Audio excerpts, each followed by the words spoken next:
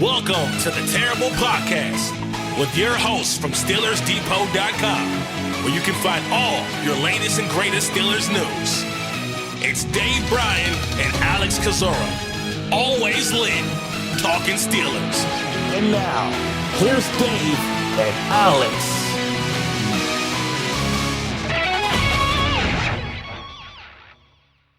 Welcome to the Terrible Podcast, Season 16, Episode 61. He's Dave Bryan. I'm Alex Kozora, SteelersDepot.com. Thanks for being back with us this Wednesday, Steelers Nation. Dave, it is 2025, but it feels like, 2015, because the division leaders are the Patriots, the Steelers, the Jags, and the Broncos, and Philip Rivers is playing quarterback again. So I don't know what timeline we've stumbled upon for this Wednesday, but happy to do it with you, Dave. How you doing? Yeah, I'm happy to do it with you as well, too. Kind of a weird week here with the Steelers. I'm kind of really enjoying this, I think, because it's almost like another sort of mini bye, I guess, if you will. And the Steelers' first practice, the team had off on Tuesday.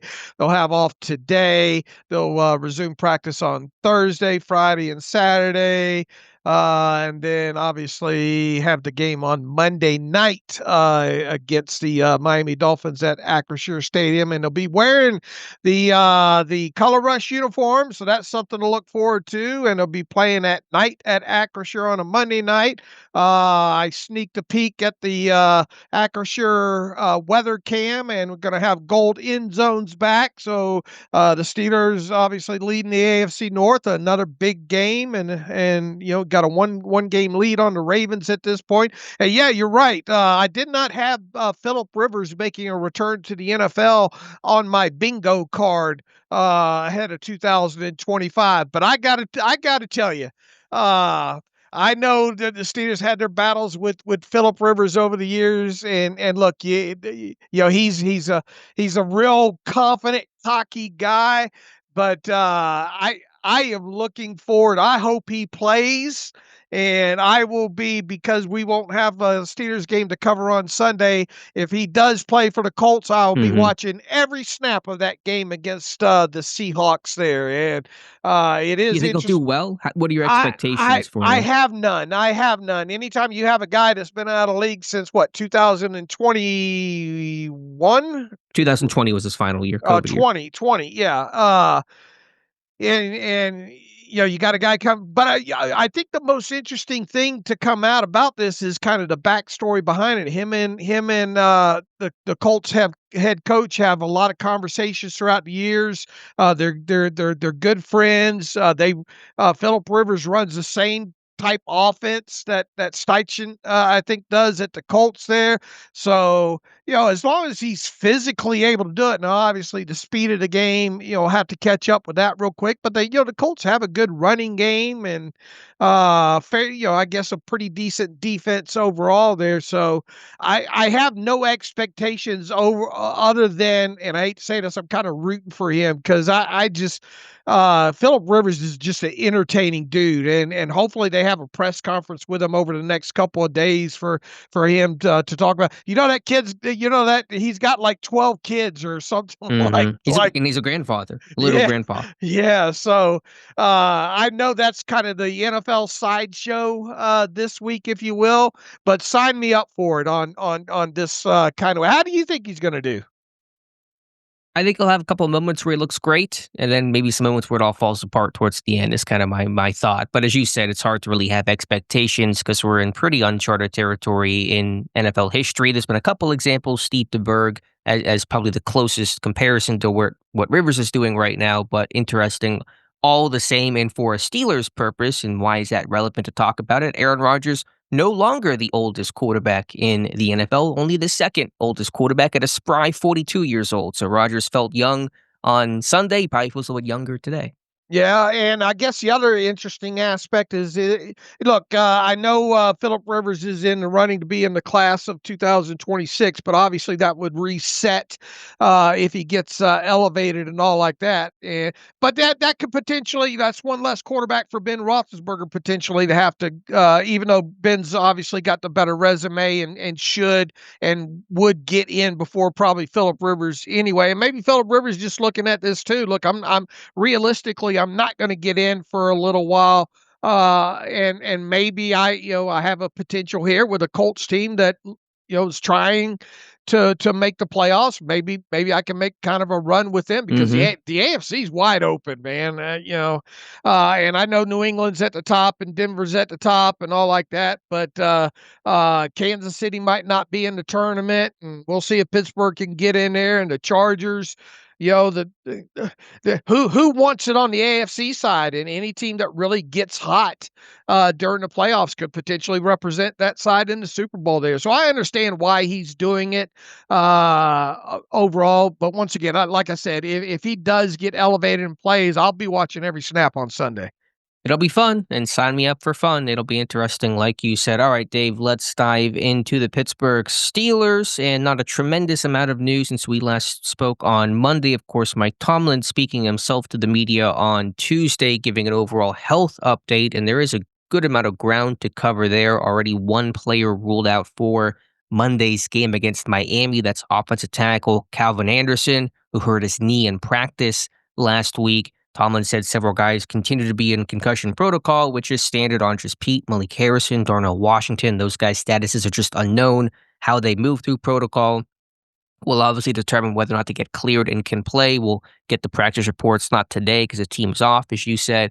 We'll get that starting Thursday. Some other players with bumps and bruises. Keanu Benton, the ankle. James Pierre had a calf injury in that game, but he finished it against Baltimore. Ben Skoranek, Y.A. Black, Kyle Duggar, quote, certainly has a chance to come back from his hand injury, end quote. And so that is good news on Duggar. Maybe the most positive news was on Derrick Harmon, who Tomlin said will return to practice this week, beginning on a limited basis. So sounds like if he plays Monday, he's still up in the air, but at least he's coming back to practice, and that's a good first step. And DK Metcalf, who was sent off the team plane to a Baltimore hospital to get examined, Tomlin said he's going to be fine, maybe limited early in the week of practice, but he should play on Monday. Yeah, nice week to have that extra day in here, right? Mike Tomlin kind of said as much, and that'll be beneficial, hopefully, to a couple of these guys in protocol, most notably Darnell Washington. Obviously, you hope Malik, the way he went down, you do kind of well, Darnell for that matter as well too. A couple of those guys Right. took some pretty big hits there, Malik Harrison and Darnell Washington. So it's hard to predict those guys going through protocol. I think. But it is good to have that extra day there. And, this team certainly does need Kyle Duggar back. And I assume that injury happened during practice at some point last week there, because didn't he finish the first practice like limited or something like that? Then Yeah, it feels like an in-practice injury. yeah. So and they had to rotate Peppers and Chuck Clark at the safety position, and that it could have been better. They could stand to have more stability at the safety position. Obviously, you hope to have James Pierre out there, and hopefully that extra day will help him. Keanu Benton with an ankle, obviously you need him out there. It goes without saying you'd like to have Darnell Washington on the offensive side of the football for this, but Derrick Harmon.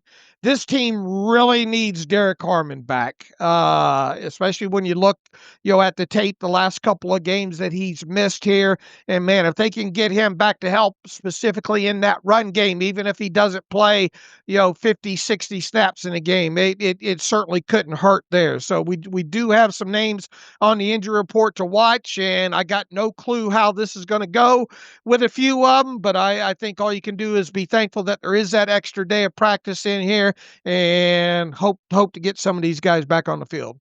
Yeah, at least some guys moving in the right direction, it seems like, with Harmon and Duggar, and we'll see who comes back from protocol. That Pittsburgh has had players not miss a game due to a concussion. James Pierre, Keyshawn Williams are examples of that. The extra day, as you said, will help. So we will just wait and see. Now, if Andres Pete can't play, if he can't get cleared, and Calvin Anderson is out, which he already is per Tomlin, I assume Dylan Cook will start at left tackle. The question is, where is your depth? Who is your swing tackle? What are your reserves? Spencer Anderson could do it in a pinch. What are your practice squad options? Could Driscoll be a candidate?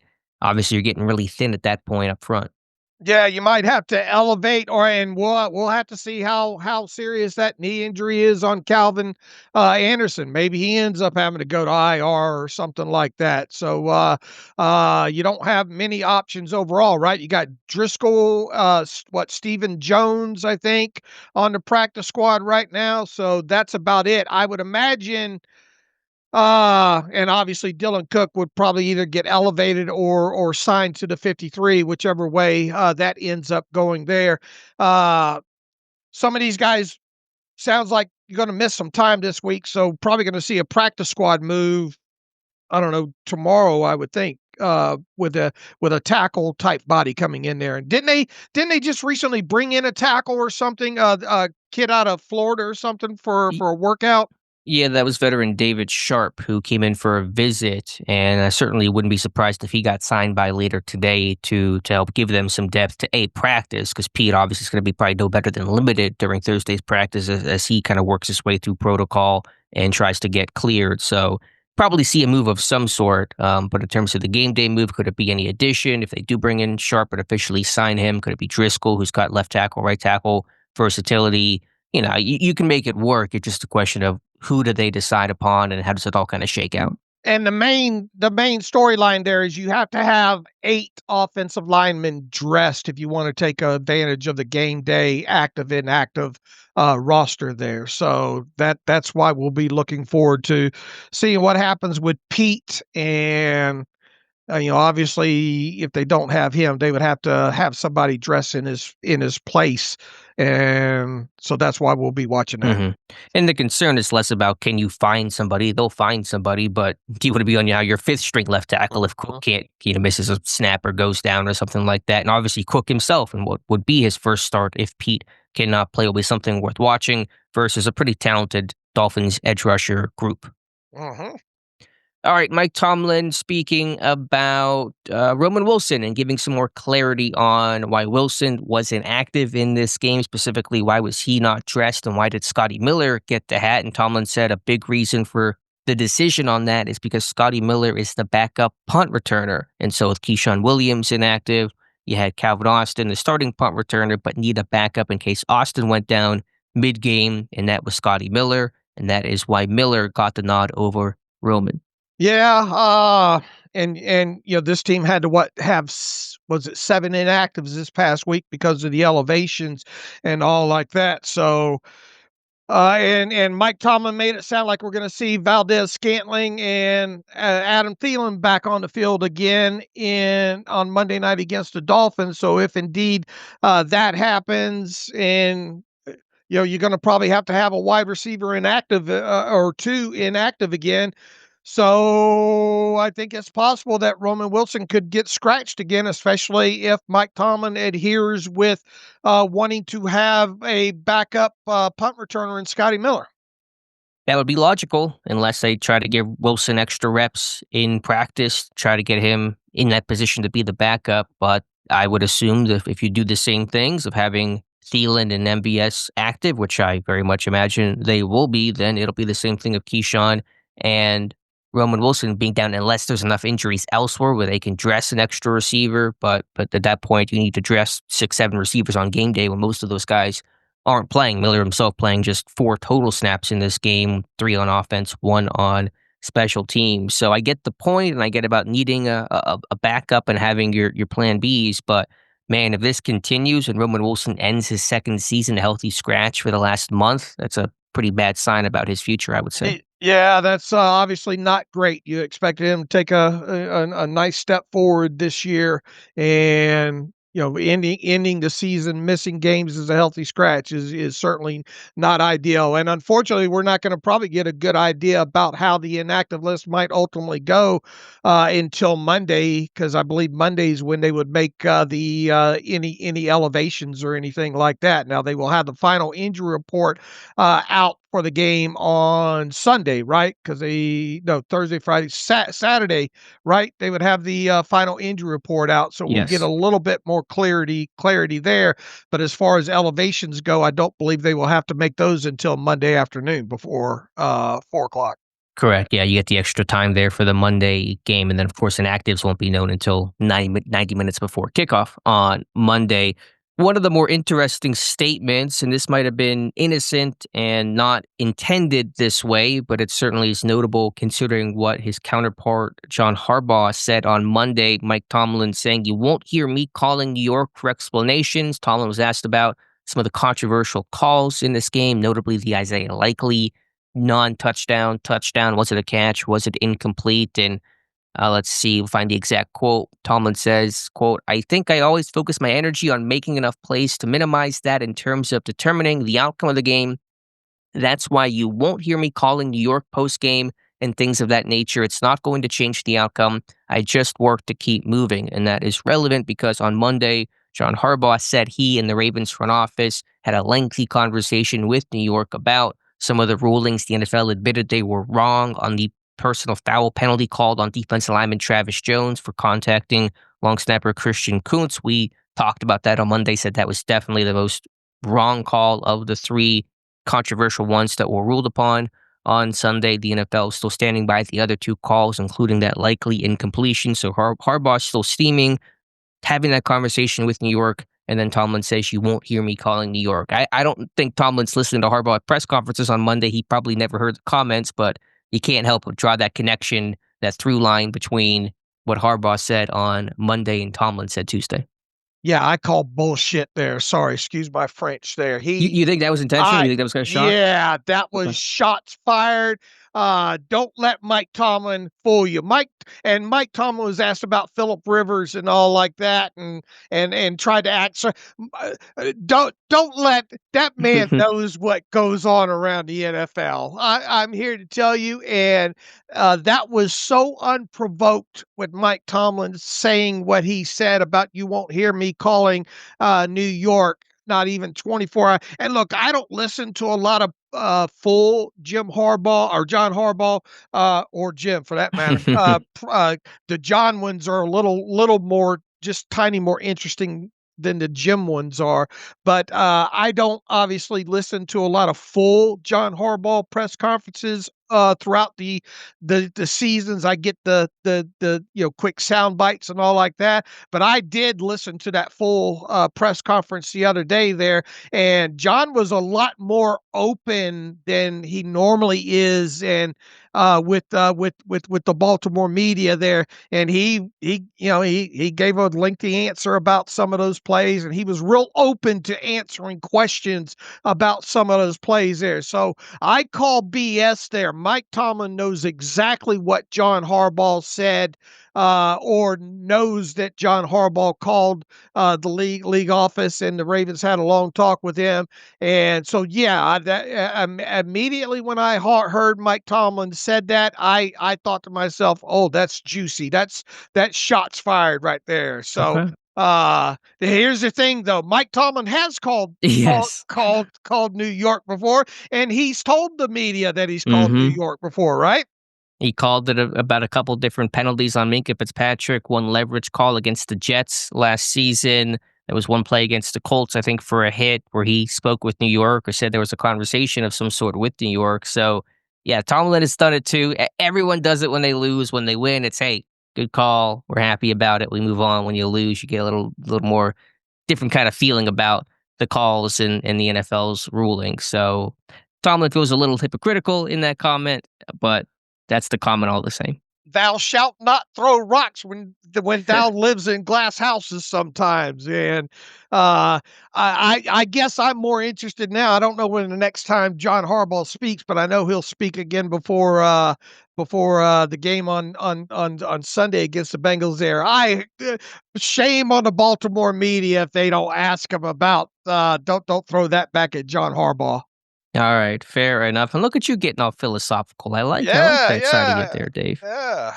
All right, what else from Mike Tomlin? Those were kind of the big things. Talked about, not giving up on the run game, and while the numbers weren't very good against Baltimore, rushed for 34 yards, the lowest figure Pittsburgh's ever posted in a win over the Baltimore Ravens.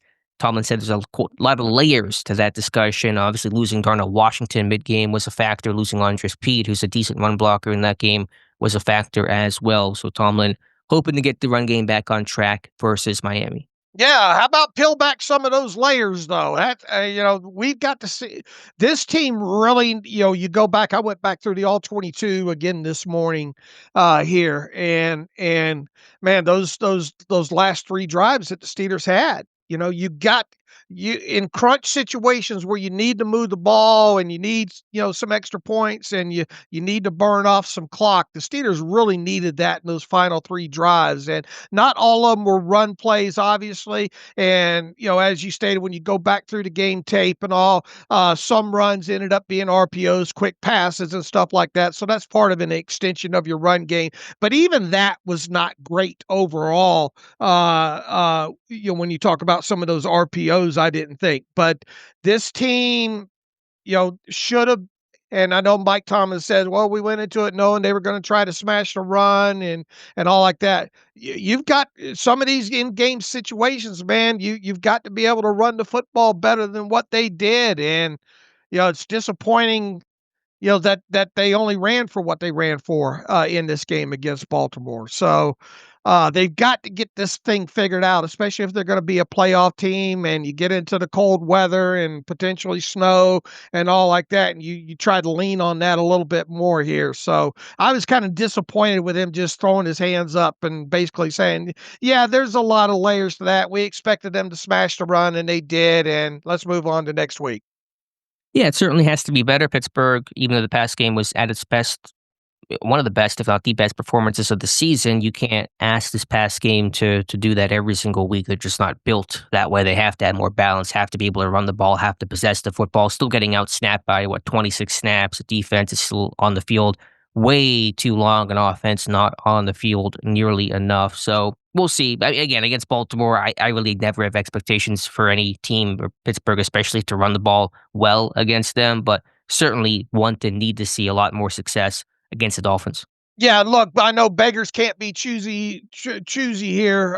When we've been talking about that passing game and getting it to push down the field, and we saw that, and thank God they did. Especially with the way, can you imagine if they didn't have that deep ball going against Baltimore, the way they were running the football there? But I think most notably in the in-game situation, particularly there. Sure.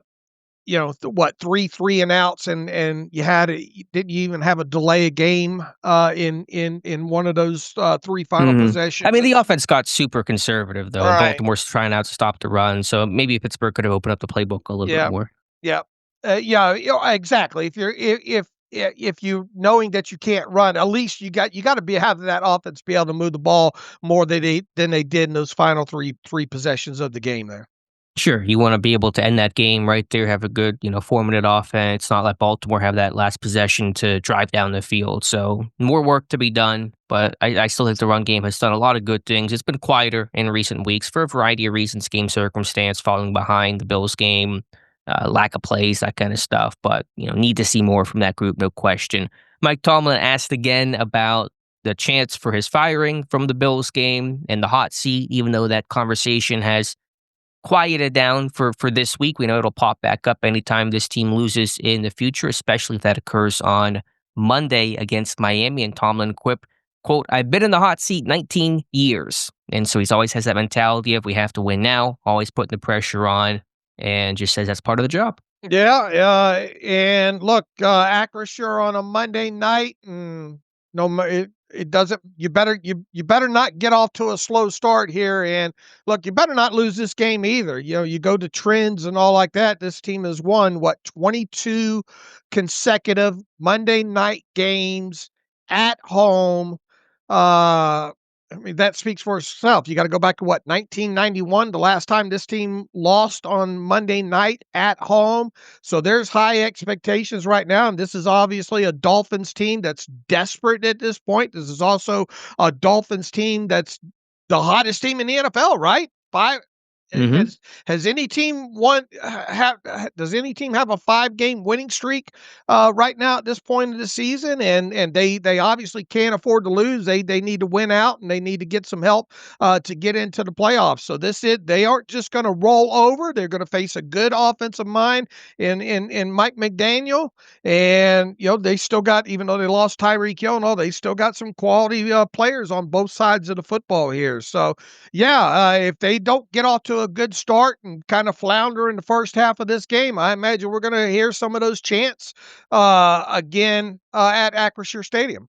And Pittsburgh has the color rushes, which they usually succeed in. So you have a combination of Monday night color rush. The history says you should win this game. The Patriots and Broncos have longer winning streaks, 10 games apiece. Patriots' last loss was to Pittsburgh in week 3, but the Dolphins certainly a red-hot team. There's no question about that for a team that felt like they were dead in the water, fired their GM.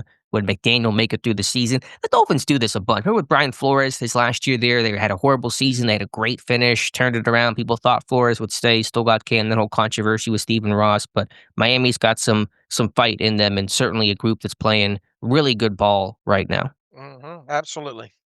Anything else from Mike Tomlin? Talked about Joey Porter Jr.'s mentality against Baltimore, says he always wants to be a Raven killer. Talked about the interception on Odell Beckham Jr. his rookie season, a 2-point conversion stomp. Of course, the big breakup unlikely in the end zone. And so Porter continues to make some really key plays. The penalties are still there, and that's an issue, obviously. But, as a pure cover corner, I think Porter, I mentioned a couple weeks ago, underrated guy, not getting his credit.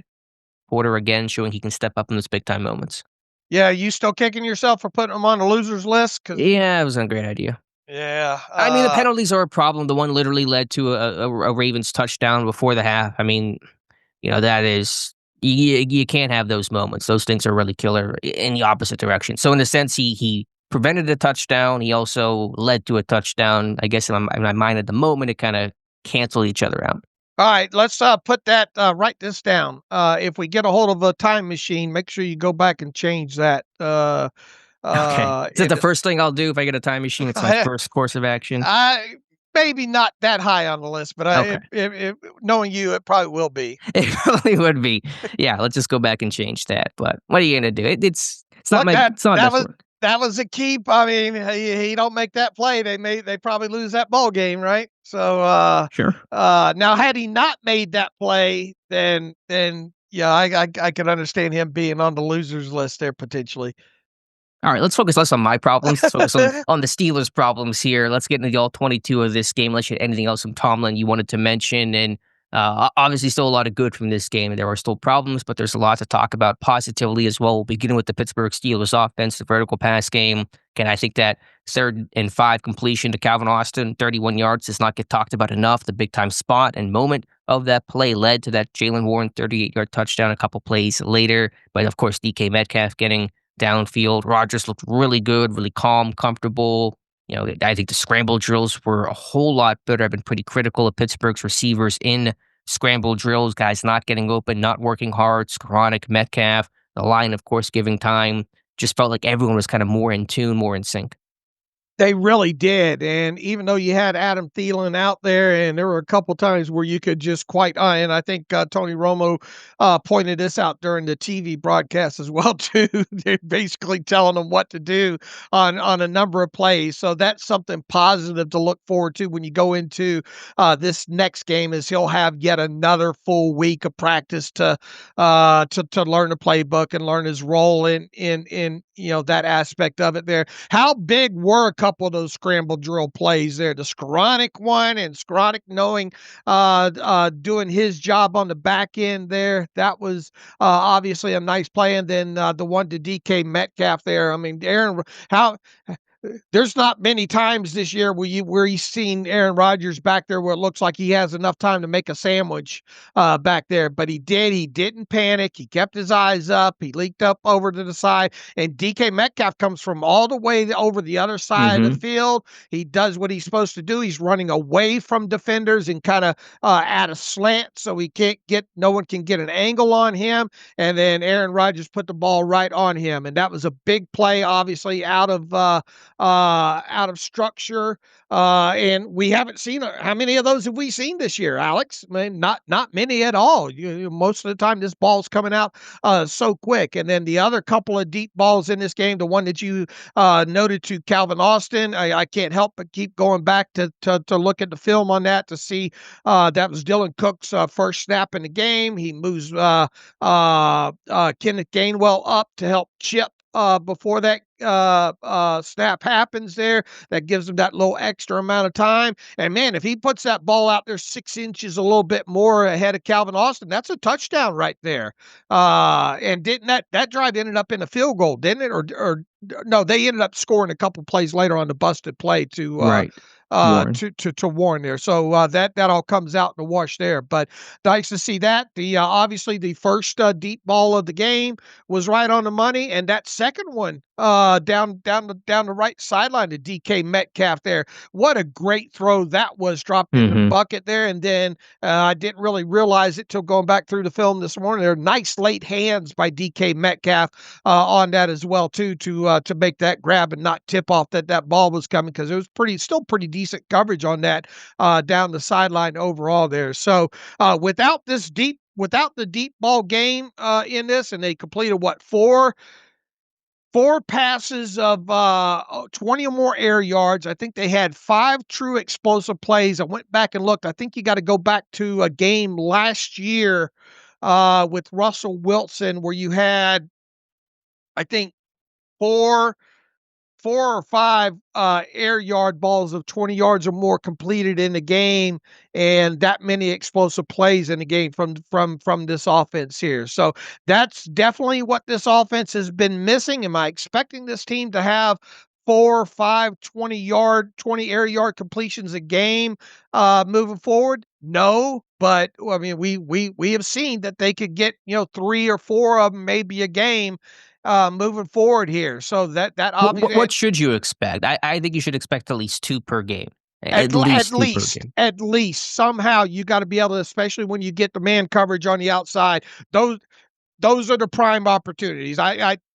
Do I think we're going to see more of these extended plays like to, Skoranek or DK that we talked about? Probably not. I mean, it'd be nice anyone that you get there, but he's obviously not the quarterback that he was and the line and the pass rushes that he's going to face where you're probably going to see that. But you're right. At the minimum, man, we've got to see 20 air yard completions a game to go along with the way that they've been trying to develop these other explosive plays, which is a catch and run aspect. And now they did not have a lot of yak overall in this game. And even John Harbaugh talked about the things that the Ravens defense did well, and they tackled pretty well overall. The Ravens defense did, and they did a good job of tackling the catch and not allowing a lot of yards after the catch there. So the biggest component factor that went into this game was the ability to complete these 20 plus yard. And look, do they have to exactly be 20 or more air yards? No. But anything more than 15, because I look at it this way: the NFL game books qualify what's considered a deep pass in the NFL of anything over 15 air yards. So that's what we're looking for moving forward. So if you want to put that as a line in the sand of what we're expecting, I'd like to see 3 or 4, completions of that, with a couple of those being the 20 plus air yard variety there. So we've just got to start seeing a more consistent vertical passing game, and not necessarily the 20-yard mark, but more than 15 yards. To use that 20-yard benchmark, Pittsburgh had 4 completions of 20-plus air yards, as you said. That's as many as they had in the previous 6 games combined, weeks 8 through 13, which is a very depressing stat, but it kind of shows the big turnaround in proof of concept, as we talked about. Pittsburgh has to go back to this well and has to be able to show that the vertical pass game must be a component of this offense. It doesn't always have to be deep balls. Doesn't always have to be scramble drills. Can be other ways down the seam, even though Pittsburgh does not throw it down there too often. On that play where Rodgers had that reception to himself, the batted pass, the controversial, was that picked or not? If it wasn't batted, you got Thielen screaming down the middle on that play, and that could have been a huge play for Thielen, but a tight window throw, single high safety over the top, but there's room there. Rodgers could have fit it in, had that one to Metcalf that, Rodgers kind of sidearmed and just missed Metcalf by a little bit. So there were some attempts to go down the hashes and the seams in this game. But yeah, the deep ball certainly was a welcome sight to see return to this offense. Yeah, absolutely it was. And we'll see how teams start defending that moving forward. I'm willing to bet, especially with this Dolphins secondary and all, they're going to give a lot more attention. They're not going to let they're going to try their best not to let DK Metcalf have the kind of game that he had. So that's when if you have Marquez Valdez-Scantling active for this one. You can obviously try to maybe to push the ball his direction down the field a couple of times a game, even though hadn't been known for it for a few years now. You can get Adam Thielen on some of those over routes and seam busters and stuff like that. So it goes without saying too, you've got a very capable guy in Jonnu Smith that for whatever reason they're unable to get the ball to him down the field, and that's a guy that can open up the middle of the field if you take a couple of shots that way there. So there are ways, and they do at least have some personnel, or at least think that they have some personnel on the field now to kind of counteract the extra attention that DK Metcalf might get moving forward. The question is, will Pittsburgh test the middle of the field versus former Steeler Minkah Fitzpatrick, who he was a Steeler, said that no one threw in his airspace, and for good reason. Minkah only has the one interception this year, but played some good ball recently, had that 2-point play against New Orleans a couple weeks ago. So will Pittsburgh keep it away from Minkah? We'll see what the plan is come Monday. Going to the offensive line, Dave, have a video up on the site this morning. Man, Troy Fautanu, really good game from him, especially in pass protection. You're really seeing a guy that is doing a great job consistently in pass pro with his sets, his hand use, his technique, just a hard guy to beat. And so I'm just kind of watching this guy grow up in a hurry in his second season. Yeah, how many did he have? I know he had the one pressure, I think, in the game on one of those extended plays there. But what did he allow other than that? Not many. That might have been the only one that I can recall that was off the edge, where Rodgers kind of ducked it and then rolled out to his right. But other than that, I thought Fautanu was excellent. Let's see what pressure. Not sure what the charting powers would be. Just a one, and I think that was the one there. And they only had 14, I think, true pass sets in this game overall. So yeah, I thought he was excellent in pass protection, sans that one. And doing it versus different people, too. Wasn't just beating up on some backup or the same guy that he could lock in on. He was going against Mike Green, the rookie, going against Van Noy, the veteran, occasionally the D-tackle, Travis Jones, and some of the stunts and games that Baltimore would play, some of the other rotational guys that would come in. So you saw a lot of different people, and that's harder to do because you got to learn different body types and styles and pedigrees and backgrounds, young guys, older guys, tricks of the trade, all that kind of stuff. And Fautanu handled it all really well. I mean, the offensive line across the board, run blocking was an issue, and Fautanu himself is not a punishing run blocker. Would like to see some more there, but McCormick was great. Frazier's grip strength is really good. St. Maul is playing good ball lately. And then I thought Cook came in, certainly held his own in the action that he got, replacing Andres Pete. So just thought the line did a nice job. Yeah, Pete was a little leaky there on his side. I thought overall, and the run blocking overall, and they just could not get anything to hit. And then once Darnell Washington left the game with his concussion, it seemed to go down here. They couldn't get anything to pop at all. In fact, I think the Steelers had 22 rushing yards in the first half on just not many carries at all, and they finished the game obviously with 34 rushing yards. So they only had 12 rushing yards in the second half overall there. Yeah, obviously. I probably need to go back and watch each run play individually to really digest and dissect what went wrong. But I just think you lose Darnell, you're facing Baltimore, and I don't care what the numbers say. Baltimore's run defense is always good. Their defense hasn't playing good ball. I don't want to be defeatist about it and just throw my hands up and wave the white flag. But I did not expect Pittsburgh to have really any sort of run game against Baltimore, so I'm not super surprised that they did not. Yeah, and once again, it would have been it was okay up until, I mean, you were getting by with it up until those final 3 series. It's just you hate to get late in a game where you got a lead like that and you're trying to salt it away and you can't run the football. Sure, sure. That's situationally something to look at in this game. Any other all-22 insights, thoughts on the offense, Dave? Man, Pat Fryermuth, on the touchdown by Gainwell, great job by him out there in space, and the blocking by him. And look, this is a guy we've talked about. You get him on the move, he can block okay for you. And I thought he had a impactful effort on that touchdown run there. The other aspect of this that we hit on the other day there is you just wish they would have been able to punch one more of these red zone opportunities in this game. Sure, Pittsburgh 2 of 4 in this one, now 7th in the NFL in red zone play this season. Would love to get that extra third score. What were some of the red zone failures? I'm trying to think back to some of those sequences of where Pittsburgh fell short. Nothing coming to mind here immediately. It led to a couple of the Boswell field goals. Yeah, I think a couple of pressures in there where Aaron tried to get the ball out, kind of unorthodox. I think a couple times maybe even a Freiermuth, right? Kind of thrown across his body on one of them. And it was just the ineffective staying behind the chains.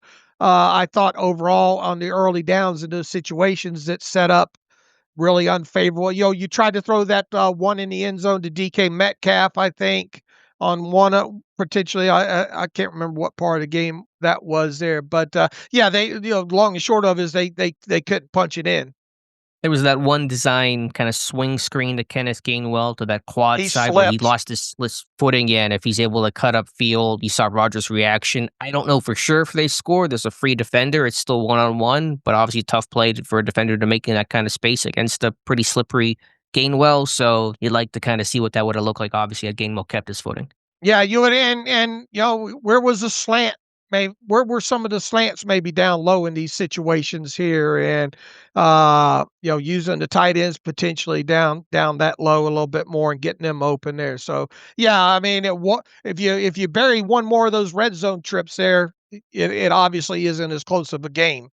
Right. No, I mean, Gainwell has a role to play, and I thought played well overall. But on that sequence, that play where he slipped that third down play, he had touched the ball on 4 straight plays, 4 straight completions. So can we vary it up? Who's getting the football a little bit? I know that sometimes coverage and dictate and progressions will, force your hand, but I don't think Gainwell needs 4 straight touches in the red zone.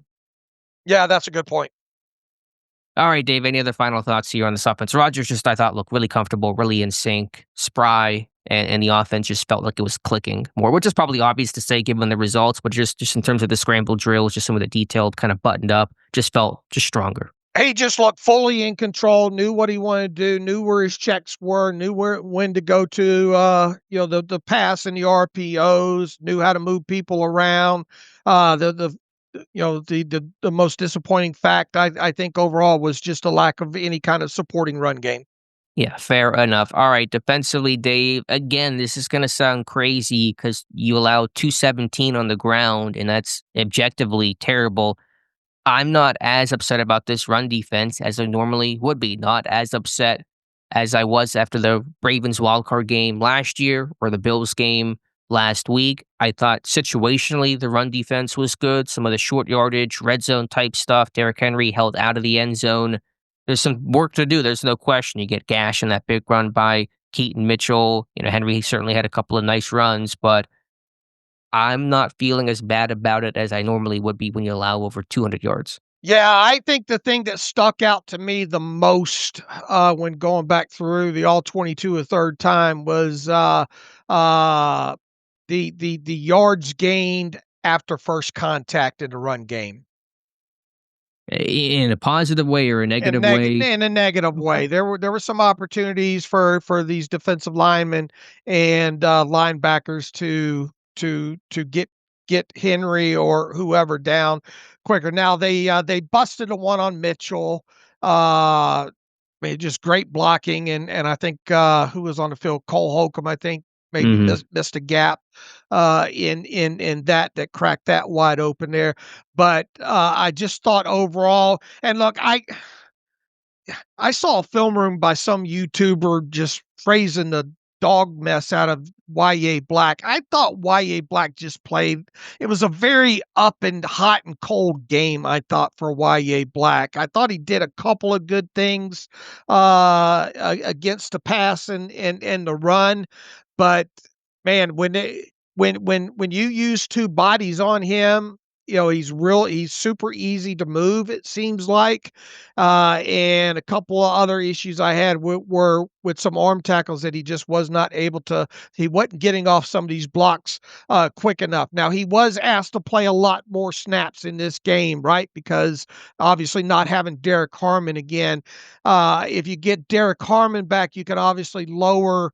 I wonder how much of a conditioning aspect there is with Y.A. Black, especially being a rookie, first NFL season, blah, blah, blah, rookie wall, that kind of thing there. It would be nice. And Logan Lee, between Logan Lee and I know Martin Rhodes. Martin Rhodes was inactive for this game. Yeah, I could do without seeing either of those two guys on the field. Well, one of these guys has to dress if Harmon doesn't play. Right, and Otomewa, I think, gives you just enough in there. It would be nice. I liked Otomewa's play. Yeah, I thought he played pretty well. I mean, I thought he played pretty decent in this game, and I'm fine with the amount of snaps that he's getting there. But my biggest thing here, and I thought Cameron Hayward played a really really good game overall.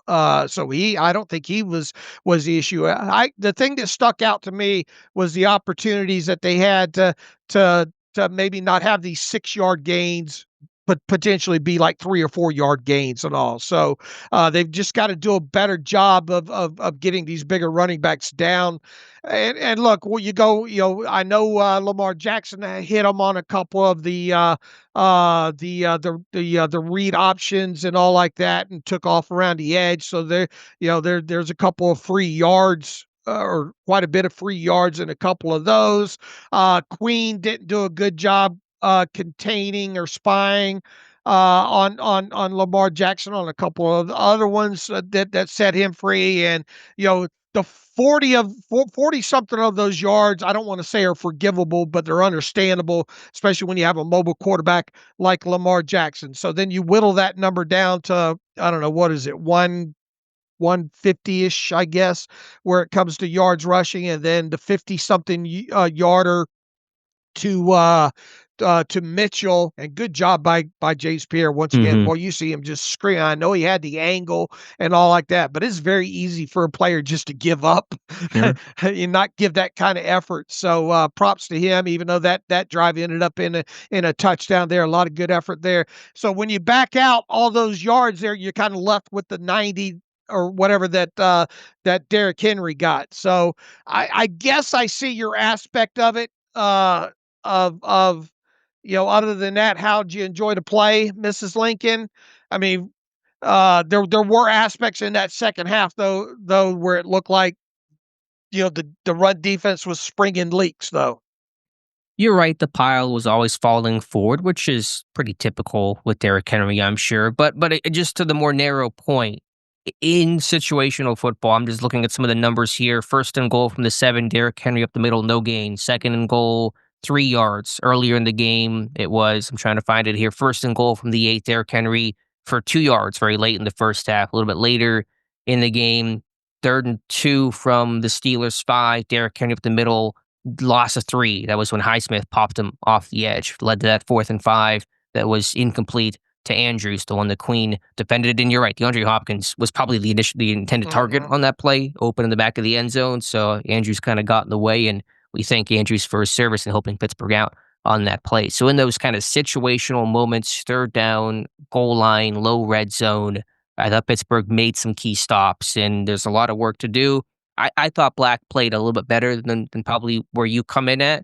Played a ton of snaps. He's doing double duty, playing base defensive end and backup nose tackle because there is no backup, especially with Martin Rhodes inactive for this game. So there's a lot on that guy's plate. I thought he contained well. I thought even though Lamar's not running like he used to, that overall you look at the interception from Pierre, Black's helping contain that one, and then Peyton comes down too to force Lamar to throw it. So I just thought the overall rush lane integrity, guys doing their job. I thought Black got off a couple of blocks. So, there's certainly a lot of things to work on, but I think this group, in a sense, kind of grew up in this game.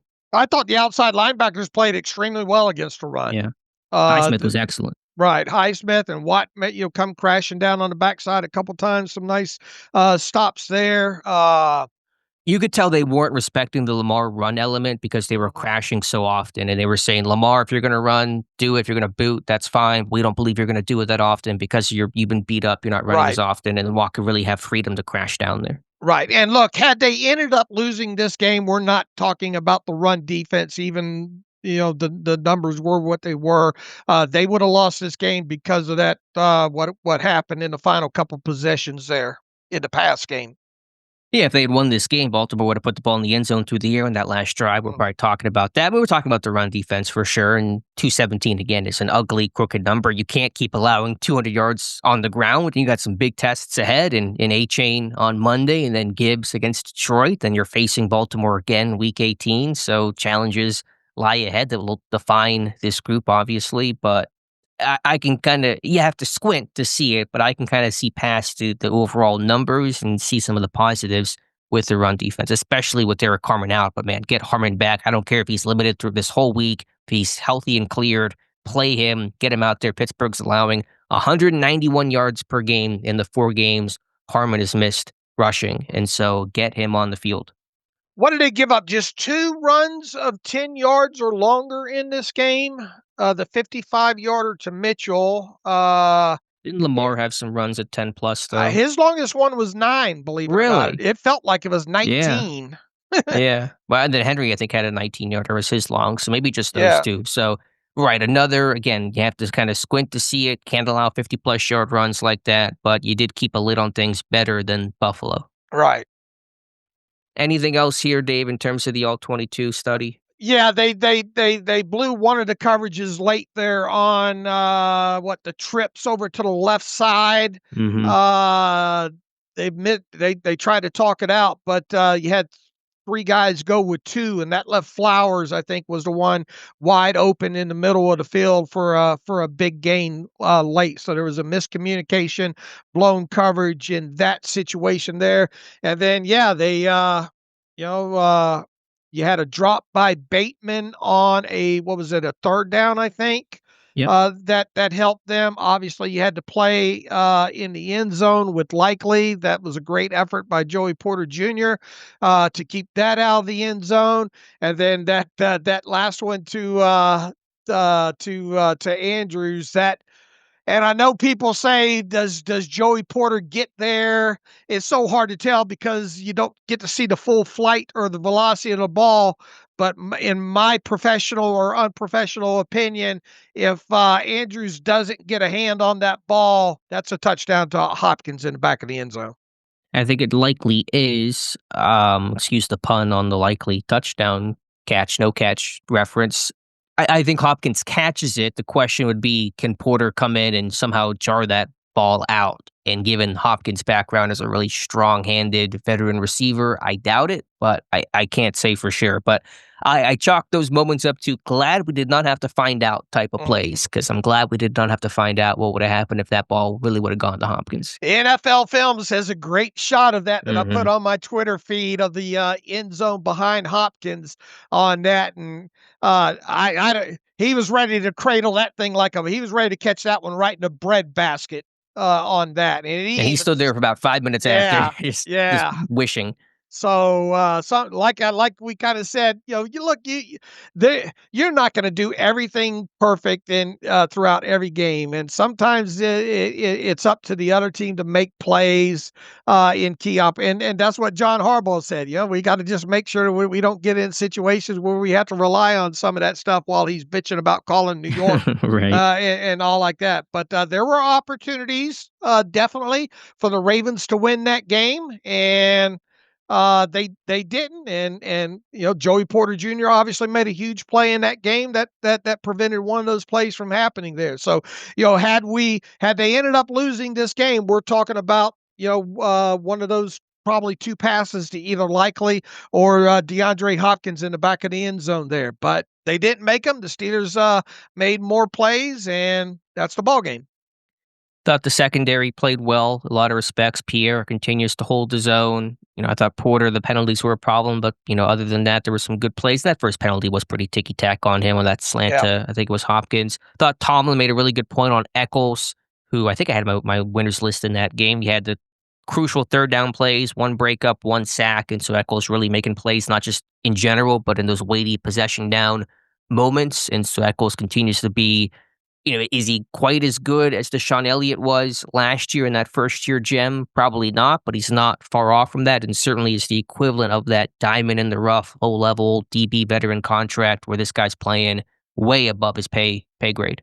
And, there was that situation, too, on that crosser coming across that looks like he's kind of beat on, but just him staying and trying to put pressure. Who was that? Flowers, I think. That ended up being an incomplete pass with Eccles kind of trailing him and giving 100% and that was third effort. Down, right? Right. That was third down. And that was followed. I didn't pick this out till I went through the special teams tape this morning here. Why did the Steelers leave their defense on the field for the punt in that situation on a 4th and 4 from their own 35 from the Ravens' own 35, I think it was? The Steelers left their defense plus Calvin Austin on the field for the punt. They do that from time to time. Often in those are there potential fake situations. I know 4th and 4 in that situation is kind of pushing it, but there might be some evidence on tape about what the Ravens could potentially do, or there was just some sort of issue where they couldn't get the unit out in time instead of trying to do a mass kind of fire drill. They just decided to keep the defense out there, but the defense sometimes will be out there in 4th and short yard situations. That's pretty common. I just said for that stage of the game of where the ball was at, the down and distance, I know they've sent that out there, but before in shorter situations. I was just surprised. I don't remember seeing that in game, and like I said, I finally got the all-22 portion of the special teams tape, and that stuck out. And you get what you get when that happens because nobody blocked anybody. Yeah. But Calvin Austin, I think, still had like a 9-yard return on that one, just the same overall there. But that tickled me this morning. I thought the combination of Peppers and Clark did a good job. That's a tough situation. I thought Pittsburgh had a good plan. They've had that plan before. They've had Peppers come in and play strong safety in base situations, rundown moments, and Clark in sub. They've done that in the past with guys like Keanu Neal and KZ, so it's not new, but to come in and have to replace Duggar, because again, this is a team that's on their 4th-string left tackle. They're on like 3rd and 4th-string strong safeties. They got, they're not ravaged by injuries, but they got a good amount of them. And so I think guys are kind of stepping up and handling the roles well. And so I thought it was a good plan to deal with all that Baltimore throws at you. All right, and they only played Peyton Wilson 32 snaps in this game, and I think that's mainly because they wanted the bigger bodies in there, like Malik Harrison and ultimately Cole Holcomb because of Derrick Henry and all, right? So we should potentially see, especially against this Miami running game, I would expect to see Peyton Wilson start getting more snaps in this upcoming game. Yeah, it's personnel response. In those heavy situations, you see Harrison come in more. Obviously, will Harrison play or not will dictate, Wilson's role and snap count in this game. They played less of the 2-5 in this, which I'm glad they didn't play a lot of that 2-5-3 inside backer package. Partially, I'm sure the Harrison injury impacted that, but I just it's been super effective. Was not good against Buffalo. Give me 3 defensive linemen out there. Pittsburgh played, didn't always match personnel 1-to-1. Sometimes they were doing, 3-4 against 11 personnel, or at least some 3-3-5. Against 11 personnel to kind of keep as many defensive linemen on the field as possible. It's one reason why Hayward and Black played so many snaps this game. Baltimore also just ran a ton of plays in general, but that the game plan was really strong. Why on the ultimately the sack that ended the game? Why don't you have 3 of your outside linebackers out there on the field along with Cam Hayward? Yeah, I had that thought too. They did not use that 3 edge package in that situation. They used it a little bit earlier in the game, and I don't have a good explanation as to why. Yeah, I really don't have a good reason to answer that. Because the previous play, I think, was a completion to Andrews that was out of bounds. So it wasn't like it was that much of a hurry up situation in that moment. Who was out there? Oh, was it Otomawo was out there with Hayward and Mhm. Watt and Highsmith. So I was just kind of curious about the personnel on that. I mean, you should just be starting the drive in that package because obviously the Ravens are going hurry up, and so I understand it may be harder to sub in some of those moments, but you should be starting the drive with your best pass rushers on the field in an obvious pass situation, unless they wanted to keep somebody fresh. But why are you trying to like hold guys back when you just want to get off the field? So a fair critique, but on that play, great stunt by Otomewa into as the crasher that got Hayward free as the looper that forced Lamar to kind of drift a little bit. He's getting a lot of depth in the pocket. Highsmith a really good rush to beat a strong left tackle in Ronnie Stanley, and then a nice shoestring tackle. Pittsburgh had a couple almost sacks on Lamar in this game. Watt had one. I think some other guys had ones where Lamar just got the ball away, and to finally get that guy down was huge. Obviously. Absolutely. Overall, you didn't get a lot of great pressure opportunities at Lamar, but at least you made the one that you did get him down on count.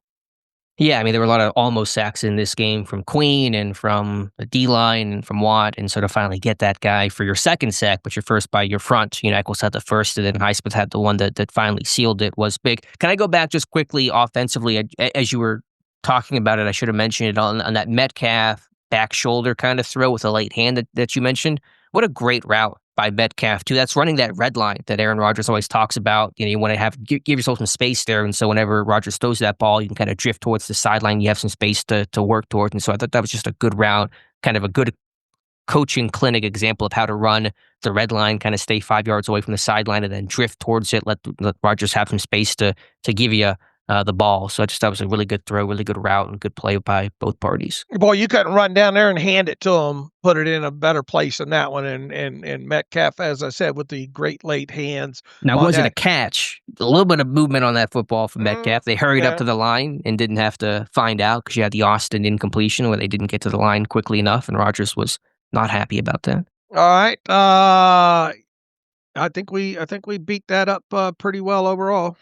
Special teams, Carson Bruner, 3 tackles, just a dominant performance. He ran over 2 Ravens blockers.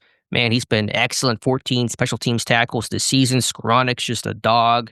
Not even just the gunner clip, which I not to be Debbie Downer here, I was kind of surprised how much attention that gunner clip got of Skoronek being doubled because that happens all the time. Right. I didn't seem that out of character, but Skoronek had the opening, I think, tackle on the kickoff. He had another kickoff tackle where he ran across the whole width of the field to go make a play.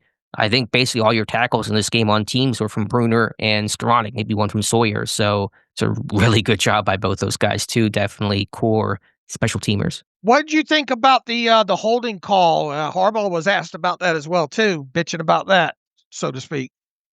Skoronek got pulled down, so yeah. I think the only question I've gotten is kind of how was that ball enforced and why did it go back to the 26? And enforcement on those punts are kind of weird, and I don't have a great knowledge on that. But I think because the ball was fielded at the 36, it's 10 yards from where that ball was fielded, and so I guess it's kind of how they determine the 26-yard line. But that was like a 63-yard net punt when you factor in the penalty, which was huge because it was the end of the game there. Baltimore's driving. You want to have as many blades of grass to defend.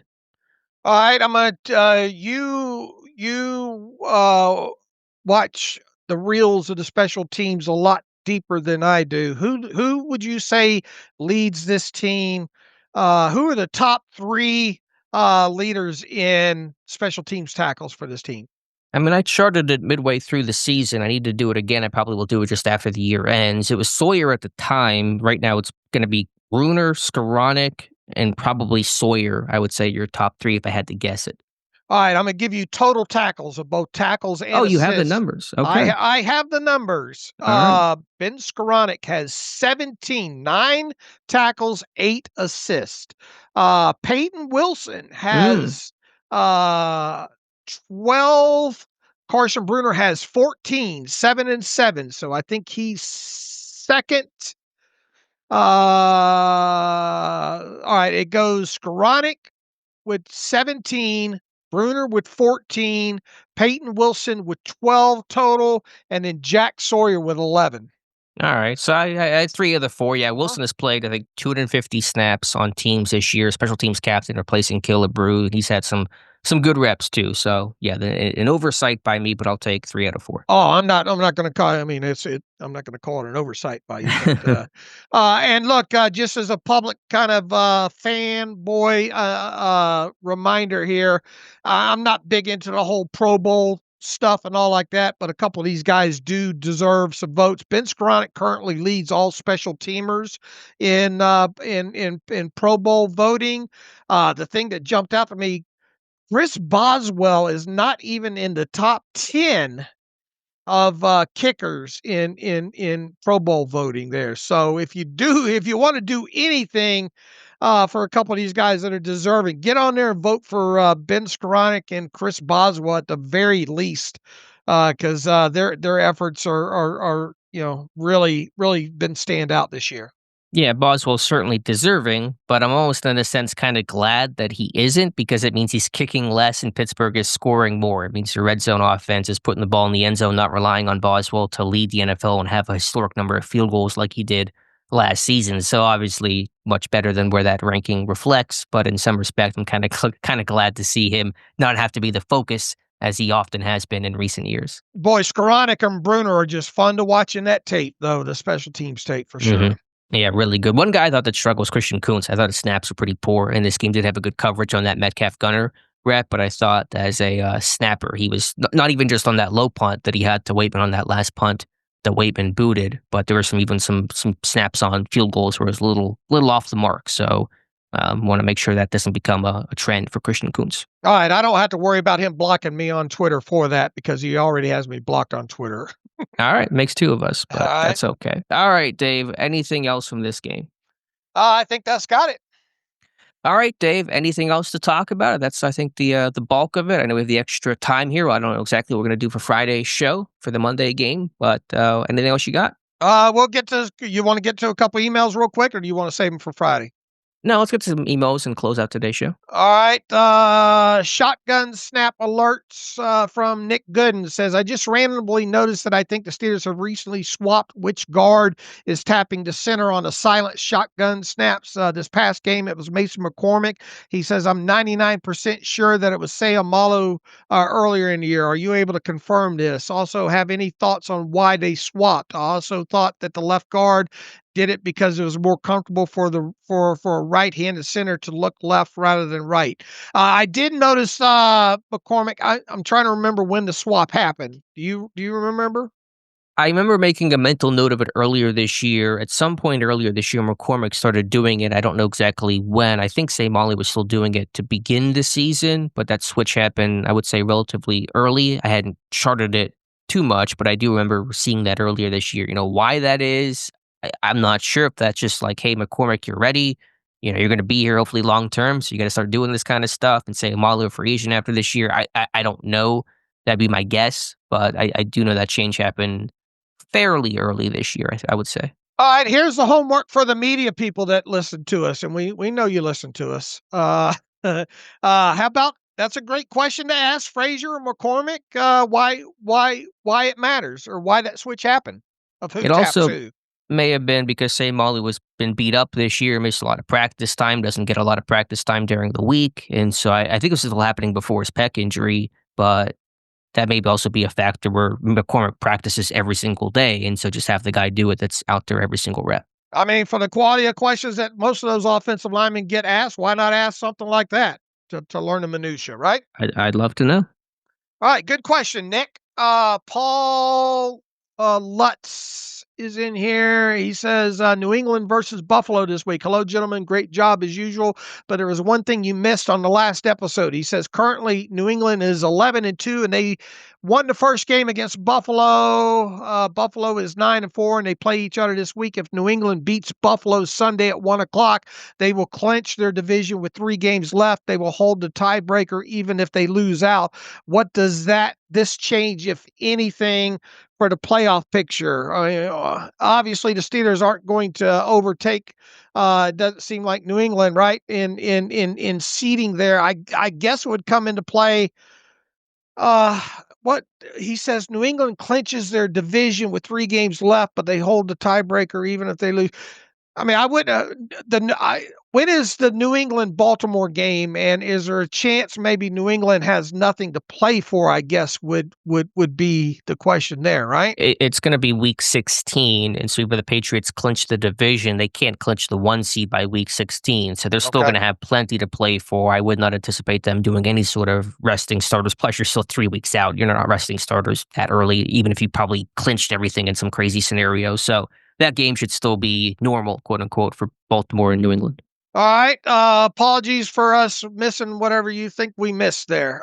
Craig Foster writes in, what are your thoughts on Tomlin's reliance on aging veterans versus younger players with more potential? It seems he is missing on quite a few of these decisions and has no intention of changing. I mean, they've relied on a lot of these younger guys for most of the season, though, right? Well, I think the overall to the offseason plan of getting older in the secondary, you've signed Patrick Peterson, Darius Slay, Jalen Ramsey. You certainly weren't getting younger defensively with some of these moves, in terms of trades and free agent signings this offseason. Well, look, I could obviously, if we want to go back to offseason signings and stuff like that, the Allen Robinsons, the Patrick Petersons, the DeMonte Casey, they some of that is getting a little nauseating. Yeah, we're just saying the secondary. And as you made a really good point that for the longest time, Pittsburgh had what seemed to be a core principle of don't sign these free agents 30 years or older defensively because the diminishing returns, the lack of speed, the dwindling athleticism, that cliff can come up on you fast. And Pittsburgh's been finding that out. So I would just say to Tomlin, and hopefully he gets the message by now, and same for Kahn and Weidl and company, is stop signing defensive backs that are 30 plus because that's a bad road to go down typically. And Craig, if you're talking about anything related to Thielen and Marquez Valdez Scantling and Roman Wilson sitting down and all, I mean, he's made it clear pretty several times since before the game the other day is that the road gets narrow. He likes relying on some of these veteran guys that have played some ball. And there certainly was a worthwhile case that Pittsburgh had to do some different things in the past game, get some different people working to try to get some different results. So I'm a little less concerned about that. And obviously, Pittsburgh's relied on a lot of young guys too this season, including a guy like Y.A. Black playing a ton of snaps in this game and replacing Derrick Harmon. So there's always a mixture there. I think the DB critique is certainly valid in terms of getting too old there. I think everything else, though, I'm generally okay with. All right, Dr. Brett Niles back in here says, I wanted to give you a take on the long-term plans at guard. The thought going into this season was that Sayamala would leave via free agency and Spencer Anderson would replace him as a starter. However, Sayamala has been good when healthy and would probably still fit in the Steelers' price range after this season. He says, we've also seen Spencer Anderson be so successful in his role as essentially a blocking tight end that when Sayamala has been out, they have used Pete as a replacement at guard. With that in mind, he says, one, what are the odds they re-sign Sayamalo after the season and draft a guard or draft a guard in the first 3 rounds in order to keep Spencer Anderson in the blocking tight end reserve guard role? Number 2, would it be crazy to think that the team may try to convert Anderson full-time to tight end? Isn't that kind of what they've already done? Seems they're using him as a tight end that can play guard more than as a guard that can play tight end. All right, let's start with Sayamalo. I think Sayamalo's having a good season overall, top to bottom. There is and could it potentially be at a reasonable price for him if he does indeed decide to play another season? The thing is, you just got to be very, very careful there, especially with us seeing this pec issue pop up with him multiple times. How many years is 1 year too long there? And what is the price tag there? So could I envision Sayamalo being back on a 2-year deal with just the only guaranteed money in 2026? Yes, but it depends on what that deal looks like. Overall, you just don't want to invest heavily in him just in case the injury bug Father Time does catch up with him. Spencer Anderson, do we really know enough about Spencer Anderson at left guard or right guard for that matter, to get a good sense of whether this guy could be a 17-game guy for you? It's hard to tell because I feel like that sixth offensive line hat and playing true guard are different hats to wear. I mean, Anderson played left guard in the one game that Sayamalu missed and did an okay job. That'll be a really interesting offseason conversation. I don't know exactly where I come in. I think Sayamalu's playing some really good football lately, but as you said, older, the pec injury, just had the conversation about getting older, relying on old guys to still play. And I think he's a little bit like Cam Hayward because he's kind of built a little bit on size and strength and power, and that hangs around longer than kind of speed and athleticism and finesse. But I'd be, as you said, be wary of that contract. And these guard contracts, Dave, they are expensive. And so I don't know exactly what is, say, Malu's market value. Guard market's hot. He's older, though. Some tread on the tires. I don't know what number that would be. Yeah, I don't know either here. Let's look at what he's at right now. Sayamalu has an average yearly value of $8 million right now. Well, he got paid right before the market exploded, like the year before the market went up big time. And left guards right now, to get inside of the, I mean, he even right now is 1, 2, 3, 4, 5, 6, 7, 8, 9, 10, 11, 12. He's tied for 13th with Ezra Cleveland when it comes to left guard specific as far as APY. So he's like not even top 20 probably for guards in total, which is how that group gets classified. Right.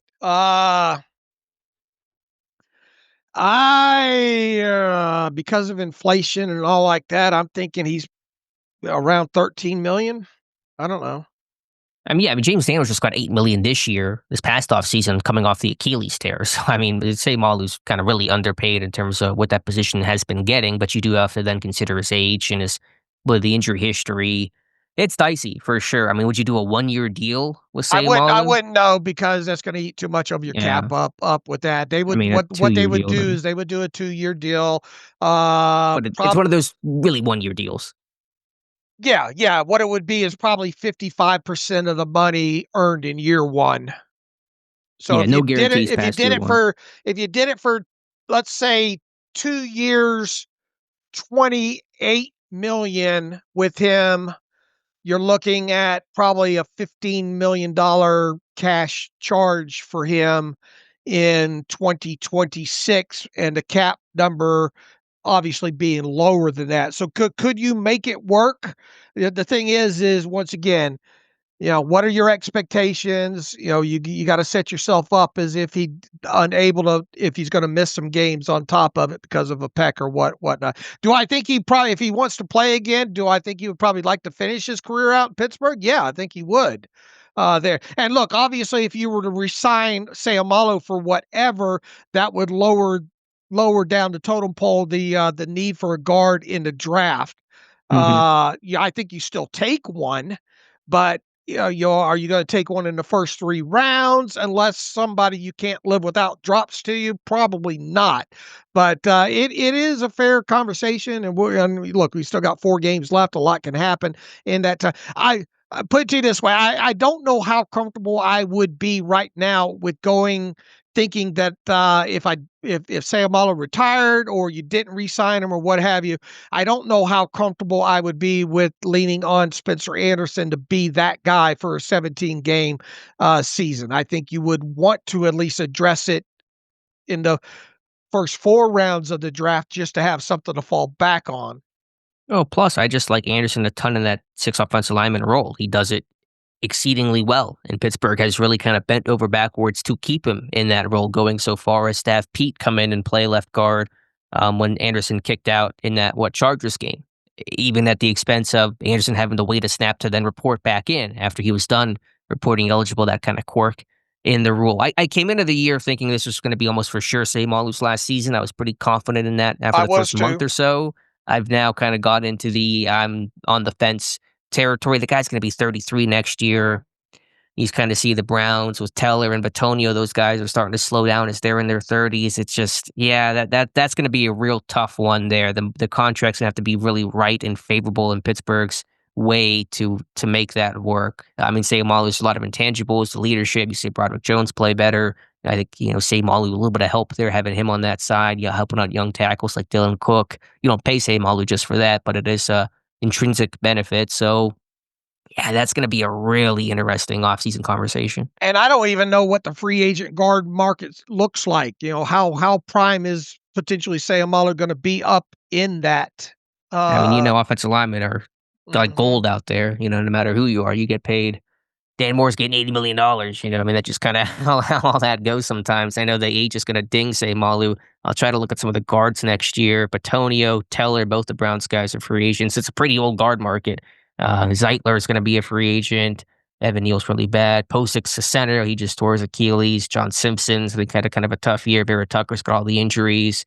Robert Jones, Zion Johnson's going to maybe make some money out there. I think Jenkins has kind of helped his career in Cleveland. Sayamalu could end up being a top 3, top 4 guy in the guard market, right? Yeah, I got to scroll through the whole list. I'm trying to find if there's any kind of rookies on a rookie deal. It's kind of lower on the list here, but I'm not really seeing any names that are standing out of like this guy's going to get paid. Parham and the Raiders, maybe.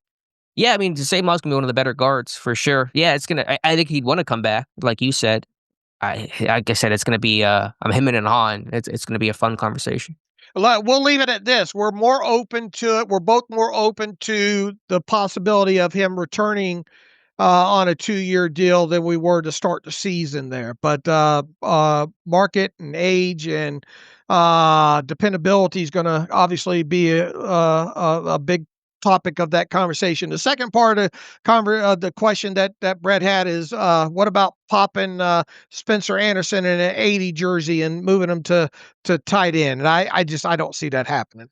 No, I like my offensive line depth. I like Anderson right where he's at, doing what he's doing as an offensive lineman. So stay the course. All right. Okay, we answered a few emails there. Alex has got to, unfortunately, or I always call it fortunately. I love going to the doctor. You probably not so much. Why do you love going to the doctor? I love it. I love it. Yeah, a lot of times they end up getting poked with a needle, so that's half of it. So that doesn't.